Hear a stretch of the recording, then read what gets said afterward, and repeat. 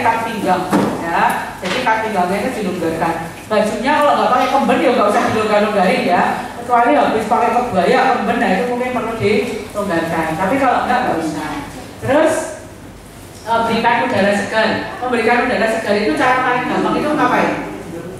Kipas. Nggak perlu pakai dikipas boleh. Paling gampang lagi apa? Jangan dikerumuni.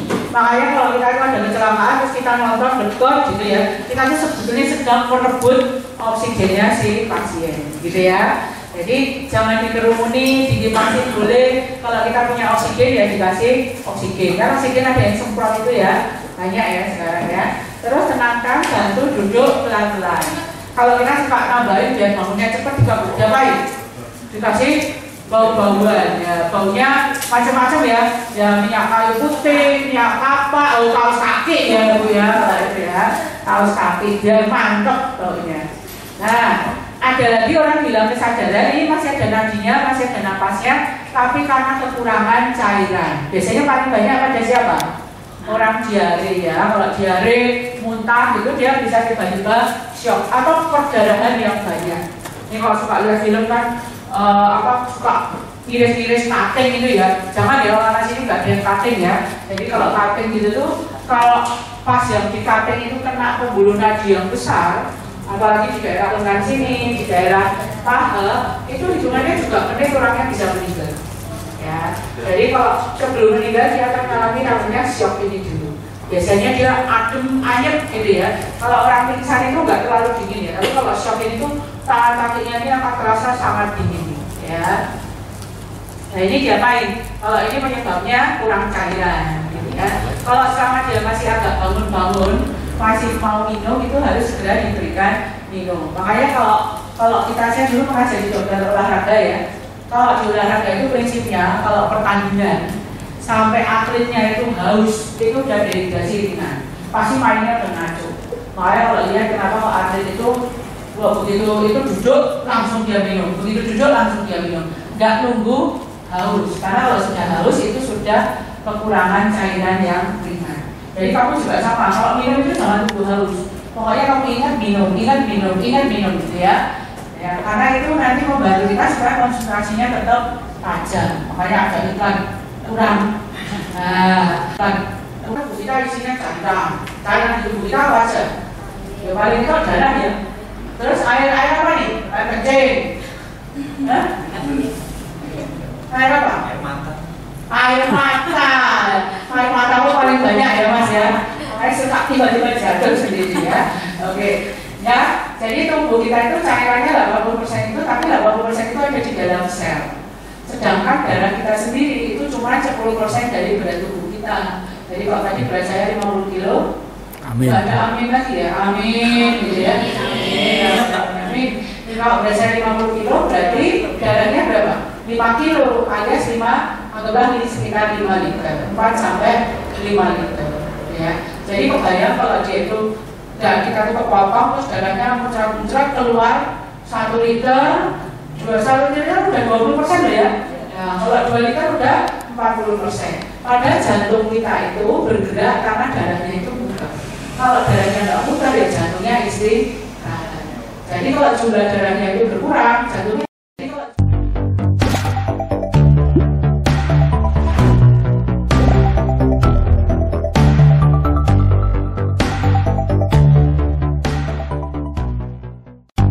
ada perdarahan. Kalau kita itu nemu darah yang keluar di tubuh manusia itu darahnya berapa liter? Iklan Pokari ini ada juga ya. Iklan Pokari itu lihat ya, gambarnya kan orang terus ada airnya. Berapa persen airnya? 70 sampai 80% ya. Seandainya berat badan saya 50 kilo, kok nggak ada awin gitu ya. Seandainya berat badan saya itu 50 kilo, berarti airnya itu berapa kilo? Kalau 70 sampai 35 sampai 40 kilogram. Kalau kita anggap nih 1 liter air itu sama dengan 1 kilogram, berarti kurang lebih kan? Makanya kalau kita sampai kehilangan darah 20% aja, itu dapat kategorinya dehidrasi yang lumayan sedang, ya. Jadi kalau ada perdarahan harus segera dihentikan. Cara menghentikan perdarahan gimana? tahu. Nah, berdarahnya pergelangan ikatnya di lengan ikatnya di ketiak. Kalau kepala berdarah ikatnya di makanya nggak boleh diikat kecuali memang mengancam jiwa. Nah, maksudnya mengancam jiwa itu gimana? Kalau orang itu berdarah cuma di ujung-ujung gini, mau setengah jam berdarah itu dia nggak akan mati, jadi nggak perlu panik. Tapi kalau yang berdarah itu daerah pangkal paha, ya, daerah paha sini, itu darahnya itu udah kayak air mancur, itu hitungan menit dia mati. Nah, kalau dia ditekan kan dia nggak mau berhenti, jadi kita ikat boleh. Kalau dia darahnya sampai banyak banget, karena kita pilih menyelamatkan nyawa daripada menyelamatkan kaki. Kenapa nggak boleh diikat? Karena kamu tahu kalau zaman sekarang udah nggak ada ya. Zaman dulu kan anjing itu banyak yang nggak punya buntut ya Bu ya. Tahu ya, anjing kan suka buntutnya itu nggak ada. Nah itu cara ngilangin buntutnya dia apa? Diikat. Jadi kalau ini diikat nanti lama-lama dia putus. Jadi dia bisa mati. Makanya tidak boleh diikat. Menghentikan perdarahan caranya gimana? Ditekan. Jadi ditekan ya. Jangan cuma dipegangin doang, nanti dia masih muncul-muncul. Jadi ditekan sampai perdarahannya berhenti. Oke, ya. Nah, sekarang kita lihat nih kalau kebakaran, ya. Kan sampai kiri ke atas. Ya, jadi makanya kalau kebakaran, kalau ada orang yang kebakar, usahakan dia jangan berdiri. Orang itu yang paling ditakutin itu bila kena apa sih? Daerah wajah. Kenapa? Karena takutnya panasnya itu nanti akan bikin tenggorokan kita bengkak. Kalau tenggorokan kita bengkak, kita nggak bisa nafas. Jadi dia akan meninggal bukan karena terbakar, tapi karena berhenti nafasnya. Jadi kalau teman-teman lihat tuh ada orang di rumah terus kebakaran gitu ya, terus orangnya meninggal. Itu meninggalnya bukan kayak dibakar terus pelan-pelan dia habis gitu. Tapi begitu dia menghirup nafas, menghirup udara panas, ininya nanti dia nafasnya berhenti. Jadi dia meninggal dulu baru terpanggang, terbakar. Ya. Oke, jadi kita harus ingat-ingat gitu ya. Jadi kalau ada kebakaran, terus api itu musuhnya apa? H2 sama O2. O2 sama dengan oksigen. Jadi kalau api kita siram air menyala. Jadi kalau api dikasih, jadi caranya kematian api apa? Harus oksigennya itu dihilangkan. Cara menghilangkan oksigen gimana? Dihilangkan ruangannya. Makanya kita pakainya apa? Anduk yang basah. Karena anduk basah kan berat, kalau nanti langsung plok gini ya. Jadi dia akan menghilangkan rongga oksigen. Terus kenapa kok orang itu disuruh guling-guling? Nah lihat ya, dari sini kebakar disuruh guling-guling. Kenapa? Karena kalau dia tetap berdiri, api akan nangkep ke atas, dia akan semakin naik. Padahal yang bahaya itu kebakaran daerah wajah. Semua kalau ketemu kebakaran terus kelihatan angusnya itu di wajah-wajah, itu harus dibawa ke dokter, harus diperiksa. Takutnya orangnya kayaknya nggak apa-apa nih, cuma angus di wajahnya, tapi ternyata di daerah sininya itu bengkak. Nah kalau dia kebakaran gini suruh guling-guling, karena waktu guling itu nanti apinya itu akan hilang ruangannya, jadi dia mati. Gitu ya. Jadi jangan disiram air. Terus kalau ini di sini dikatakan, ini kalau anak-anak ya, kalau anak balita harus digendong. Anak nggak boleh disuruh ngapa-ngapain, nanti ambilkan sertifikat eman-eman gitu ya, jangan. Duitnya itu masih di bawah kasur gitu ya, jangan ya. Keluar sesegera mungkin, tutup pintu di belakang. Gimana? Untuk menghentikan laju api, biar apinya nggak terlalu. Tapi juga kalau ketemu ruangan yang tertutup nggak boleh langsung dibuka, tutup nggak boleh. Ya, kalau zaman dulu 110 ya, 422 ini kalau kita kesetrum kita akan terlempar. Jadi nggak kayak film barcode zaman dulu, karena zaman dulu kan 110. Jadi film barcode zaman dulu kalau kesetrum nempel, terus nanti orangnya nyekel sampai 15 orang semuanya kesetrum. Tapi kalau sekarang dia biasanya terpental, kecuali listrik tegangan tinggi. Jadi kalau yang suka manjat-manjat itu kalau kesetrum dia nempel. Nah, makanya kalau yang manjat-manjat itu kesetrum dia nempel sama tiang listriknya itu nggak bisa lepas. Tapi kalau kita terlempar, nah terlempar itu kadang-kadang kesetrumnya nggak sepiro, terlemparnya kepalanya kena batu gitu ya. Nah jadi bisa tambah 2 cedera. Terus kalau misalnya ada orang kesetrum, ya kita yang bisa bantu hentikan adalah memutus listrik dari pusatnya. Jangan megang orangnya, ya. Kali-kali jangan megang orangnya. Terus kalau orang kena luka bakar gimana?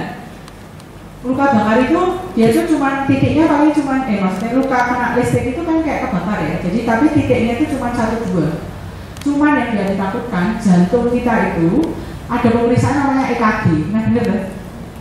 Elektrokardiografi itu memeriksa kelistrikan jantung. Karena jantung kita itu berdenyut ada listriknya. Nah kalau listrik ini dicas dari luar, gimana nih? Nah ini listriknya jadi error, jadi bisa terjadi gangguan jantung. Jadi bahayanya kesetrum itu bisa menyebabkan gangguan jantung. Jadi kalau misalnya ada orang yang kesetrum, walaupun sudah wes kalau kesetrumnya aman, tetap sebaiknya dibawa ke rumah sakit. Apalagi kalau nanti dia ada gejala, saya kok jadi deg-degan, saya kok kayaknya irama jantungku mulai koplo, kok ya. Tapi kalau anak kecil yang masih bayi itu bisa tenggelam bahkan di kolam yang cuma 3 cm. Cuma 3 cm itu belum tuh buyo kebajutan. Karena kalau anak bayi di bawah 4 tahun itu belum bisa ngapain, belum bisa dongak. Jadi anak bayi, tapi jangan kamu coba loh, nanti kamu marahin mamanya ya, marahin ibunya. Tapi kalau anak bayi di bawah 4 bulan itu kamu gulingkan gini, kepalanya nengkurap, dia nggak bisa ngangkat. Nanti dia bisa meninggal. Makanya kalau di itu kenapa kok kalau anak bayi itu di kanan kirinya itu nggak boleh banyak barang.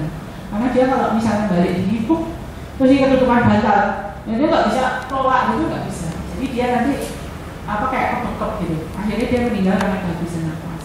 Dan itu juga terjadi kalau dia kena air. Jadi dia kalau kena air itu dicelupin gitu dia nggak bisa ngangkat. Nah makanya dia bisa tenggelam. Nah kalau anak bayi ini ya diangkat. Boleh. Kok tadi kurang ajar ya? Oke. Gimana posisinya Mas? Luruskan dulu, kakinya luruskan. Kakinya luruskan. Ya. Korban diluruskan. Korban diluruskan nggak apa-apa. Nah, oke. Terus tangan satunya mau yang dekat sama kamu Mas. Tangan yang dekat sama kamu tangan kanan atau tangan kiri? Ya tangan kanan. Tangan kanan itu kasih ke pipinya, tapi jangan gini. Pipi yang satunya. Oh ini Terus siapain? Diputer ke kamu. Ayo kuat kali. Belum. Kakinya sih tekuk. Kaki dulu kakinya. Kaki yang mana? Ya kaki yang. Iya itu. Yang kiri dulu. Ya kuat kali. Lu balik dong. Sini. Dari yang dulu kan mulak balik gue ya. Kakinya yang dekat kamu. Oh kaki. Ya itu. Terus apain? Gulingkan. Duduk. Oke. Kiri. Gulingin ke sana. Kiri ke sana. Ini ya. Iya.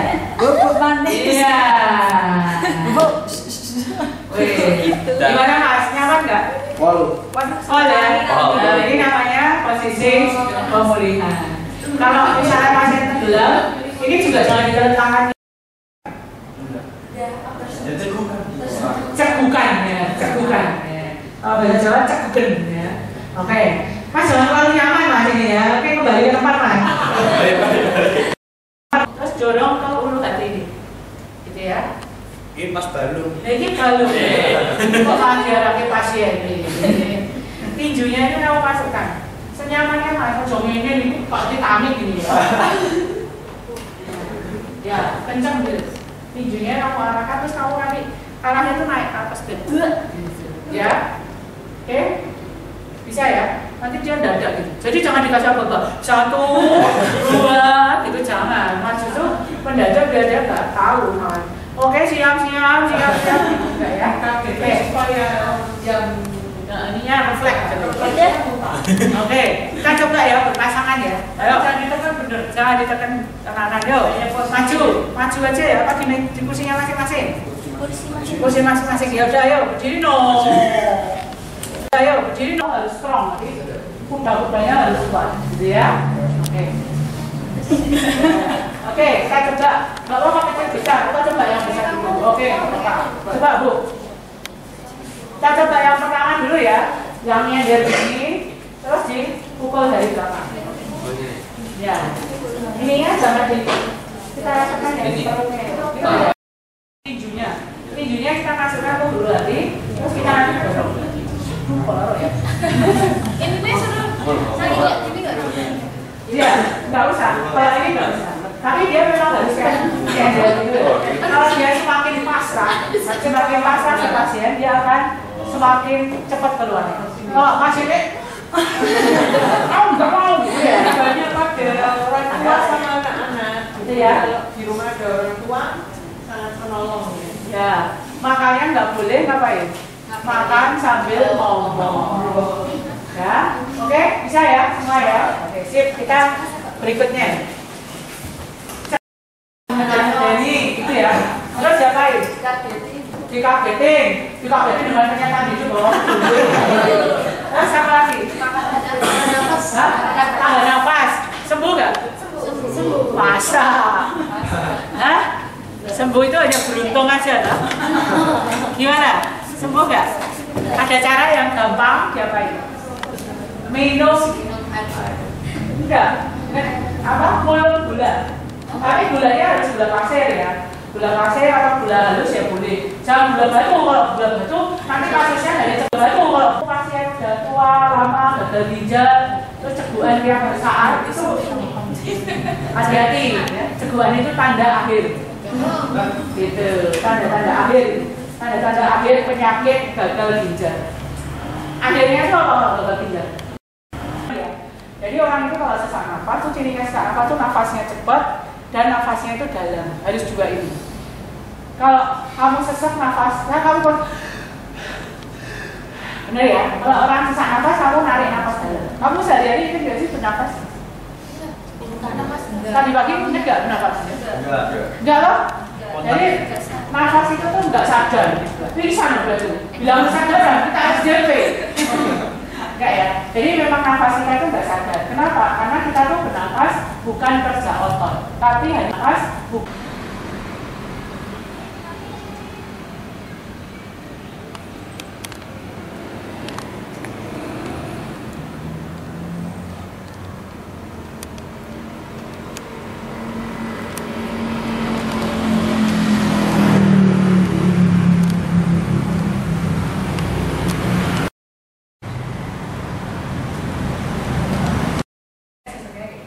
Tapi kalau orang sesak yang benar, kita ini kan tulang, nggak bisa ditekan sampai pecet keretak itu patah tulang ya. Yang kita bisa tekan itu yang bagian bawahnya ini yang agak empuk ya, oke ya.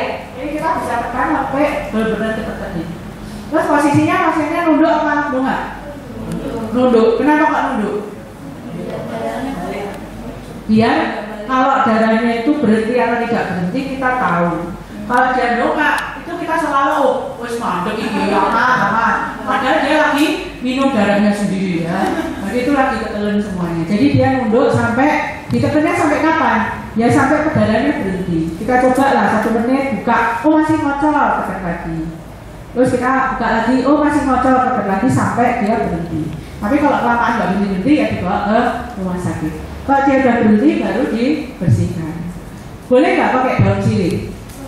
Boleh sih, tapi kalau saya ya kalau tahu itu benar-benar sirih. Ternyata kalau ini daun pepaya, kan susah ya. Oke, boleh aja pakai daun sirih. Tapi cara yang paling gampang adalah ditekan. Saya pernah lihat itu pertandingan internasional, nasional ya. Terus ada pemainnya mimisan, terus dipinggirkan sama dokternya. Terus ditekan, terus disuruh dongak masuk ke TV. Terus kita dihina-hina sama orang luar negeri, jangan sampai ya. Jadi kalau itu nunduk ya, sebisa mungkin sedekat mungkin paling atas sama atasnya. Tapi tulangnya ini jangan sampai keretak ya. Udah pas-pasan, nggak terlalu tinggi, ditekan keretak lagi ya. Oke, kalau udah baru dibersihin. Kalau patah tulang, udah tahu ya. Kalau patah tulang, biasanya kita tahu orang itu patah tulang dari mana? Bentuknya ya, kalau bentuknya berubah, tulangnya keluar ya itu pasti patah tulang. Satu lagi, kalau bentuknya tulang. Nah, kalau kita bikin, maaf balik. Kalau kita bikin bidai, itu misalnya yang patah ini di sini, maka dia harus panjangnya melebihi sendi ini sama sendi di bawahnya. Jadi kalau segini cukup nggak? Nggak cukup. Jadi kita harus yang panjang. Yang panjang apa? Ya payungnya ini. Ya. Misalnya yang patah tulang paha ya pakainya segini. Kalau yang patah ini tulang sini, pakai ini ya jauh banget ya, gitu ya. Tapi boleh juga kalau pakai ini, misalnya kita mau pakai yang ini boleh ya. Ini kan cukup panjang ini, sudah melebihi ini, sudah melebihi ini. Kalau di sini gimana? Ya ini cukup juga. Terus ini kalau ini harus 2, 1 sama 2. Kalau di sini 1 aja boleh tempelin ke badannya terus diikat sama badannya. gitu ya. Jadi pintar-pintarnya kita mencari bidai. Nah, saya pengen ngajarin bidai yang khusus untuk ini ya, karena ini tuh sering patah, terutama pada anak-anak. Karena apa? Kalau kita jatuh kan kita napak gini ya. Nah ini tuh paling lemah. Ini tuh paling sering patah daerah sini. Kalau nggak patah sini biasanya patah yang bawah. Kalau nggak patah sini apa-apa. Isolasi.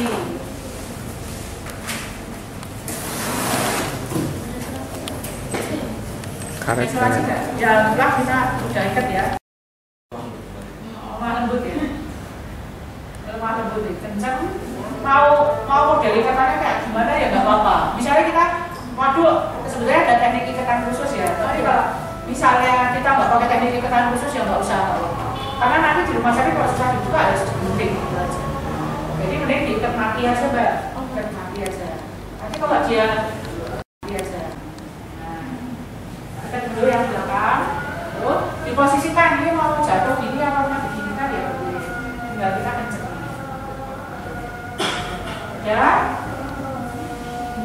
Ya, ujungnya itu digituin boleh. Atau kalau misalnya mau artistik jangan diginiin mbak, jangan diikat. Tapi kita tegak ke depan kasih pin. Ya. Ya. Mau dicoba dulu pasang ini? Mau belajar? Mungkin pasang slingnya aja ya. Kalau bidainya bisa ya, tinggal dikali-kali. Oke, sekarang slingnya agak kuat. Dilepas aja. Siapa yang mau coba? Berdua. Gitu ya. Biasanya hitungannya itu satu telapak kita tuh 1% permukaan tubuh. Ya. Kalau anak-anak apa namanya? Kalau anak-anak tuh nggak 1% ya, lebih gede lagi. Nah, kalau luka bakar kimia juga sama, kita kucurin air. Jadi air itu pokoknya kalau ada apa-apa kayaknya kita kena bahan kimia itu kucurin air, ya. Nah, kita harus bedakan apakah dia luka akut atau luka kronis, ya, kedalamannya, terus sama warna luka. Jadi saya suka ngajarin kalau merawat luka itu pakai warnanya aja, jadi nggak susah, ya. Dari jenisnya sama lamanya. Prinsip perawatan luka adalah bersih dan lembab, bukan kering. Jadi kalau kamu luka terus kamu nggak plastering, dibuka itu biar kering cepat sembuh. Nanti kering luarnya, dalamnya masih basah. Dan yang basah ini nanti semakin lama lukanya semakin dalam. Ya, jadi prinsipnya itu bersih dan lembab. Maka kalau luka besar harus diplaster, nggak boleh dibiarkan terbuka. Luka yang boleh dibiarkan terbuka itu hanya luka memar, karena dia memang kulitnya kan nggak kenapa-napa. Yang kedua luka lecet, yang cuma bintik-bintik itu biasanya dibiarin nggak apa-apa, dibuka. Tapi kalau yang lain harus dirawat tertutup, ya. Nah ini kedalaman lukanya itu seberapa. Nah, luka kalau merah gini kita harus seneng karena ini luka yang menyembuh, yang proses sembuh. Biasanya luka kalau awal-awal kan masih merah gini ya. Artinya apa? Kalau luka itu segera kita rawat, dia sembuhnya akan cepat. Sembuhnya luka itu tergantung posisinya. Kalau yang banyak pembuluh darahnya kayak di wajah ini luka itu cepat banget sembuhnya. 3 hari, 7 hari itu udah cepat. Kalau di punggung ini pembuluh darahnya dikit, bisa sampai 14 hari. Ya, bokong ini ya pembuluh darahnya dikit ya, banyak lemaknya ya, itu udah lama kalau luka. Tapi kalau kayak tangan, wajah, itu sembuhnya cepat. Nah ini kalau merah, jadi kita seneng nih. Kita merawatnya gimana? Cukup pakai, saya lihatkan aja ya, karena kayak nggak buka yang merawat.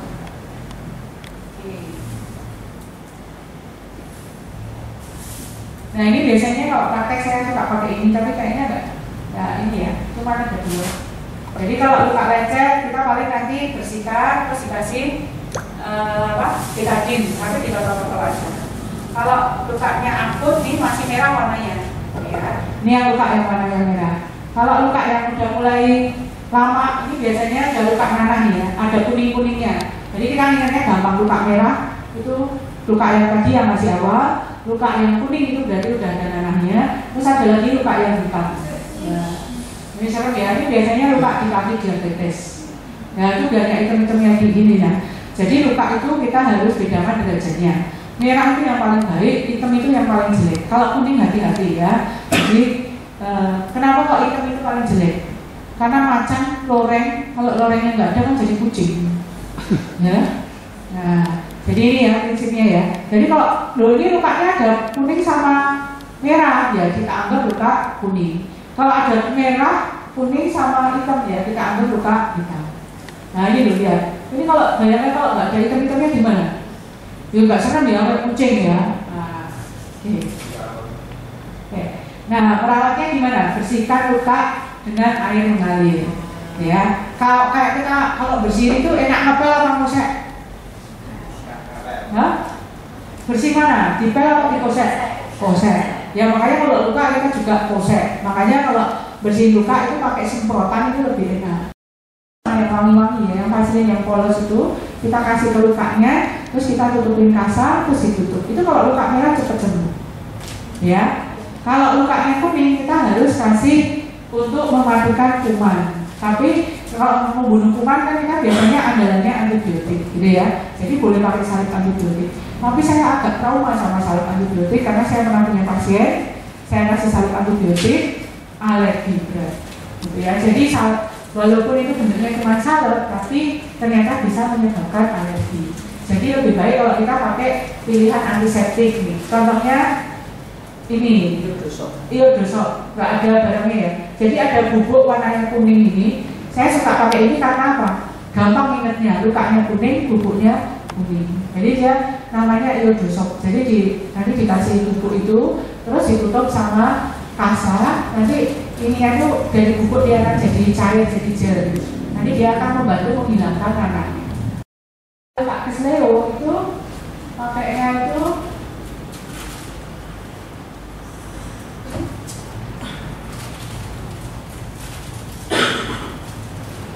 ya.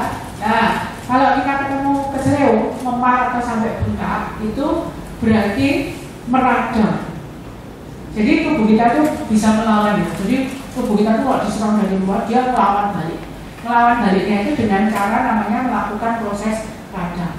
Kalau kita diserang kesleo itu kan tubuh kita diserang ya, kayak dipukul gitu. Jadi tubuh kita melawan dengan meradang. Meradang itu nanti tubuh kita itu akan bilang, oh sana aku lagi sakit, ayo kita kirim pasukan ke sana. Yang rest itu pertama tuh R-nya itu rest, istirahat. Jadi kalau bengkak ya jangan dipakai jalan. Oke. Juga jangan diurut-urut karena itu nggak diistirahatkan, berarti ya nggak boleh diurut. Terus kita kompres es. Biasanya dikasihnya apa? Memahami kan, jadi nanti harus pakai lagi. Tapi pakainya tahu dulu ya. Bisa pakai ini, bisa pakai elastik bandage. Nah nanti kalau dari kompresi, terus kita naikkan lebih tinggi dari jantung. Ya kalau kaki ya tiduran, kalau tangan kaki di bandage. Kalau ini kita lakukan segera, biasanya kita nanti bukanya itu 3 hari sudah sembuh. Paling lama 5 hari. Tapi kalau kita nggak lakukan segera, bisa seminggu, bisa 2 minggu, apalagi kayak dulu. Bisa tepuk tangan untuk dokter. Oke, buat semuanya ya karena benar-benar memperhatikan dengan baik dan mengikuti prakteknya dengan luar biasa. Oke dokter, saya ini sudah merangkum berbagai pertanyaan dokter untuk bisa ditanyakan karena bagi saya ini penting sekali bagi kita untuk mengetahui. Nah, yang pertama terkait dengan fakta dan mitos yang berkembang di masyarakat, di mana kita itu di masyarakat kita kiranya dikasih odol biar lebih membaik, tetapi kenyataannya itu salah ya dokter ya.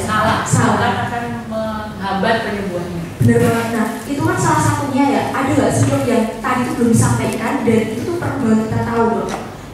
Apa ya? Tadi kayak mimisan, ya, banyak dulu saya mendongak, padahal harusnya nunduk. Ya. Terus tadi biasanya luka bakar tuh yang banyak pakai kecap lah gitu. Saya nggak tahu mungkin tambah MSG juga ya. Digoreng lagi ya. Itu juga nggak boleh. Terus kita biasanya suka main urut ya. Jadi kalau kesleo diurut nggak boleh ya. Jadi kalau kita lakukan segera di kita kompres, kita lakukan rest tadi itu 3-5 hari itu biasanya udah baik. Sini bentar buat nyeritain apa yang kalian lakuin ketika kalian itu ketusukan. Kayak itu rutuh. Yang maju dapat hadiah dong. 1, 2, 3. Oke. Ayo Mas Bro sini. Oke.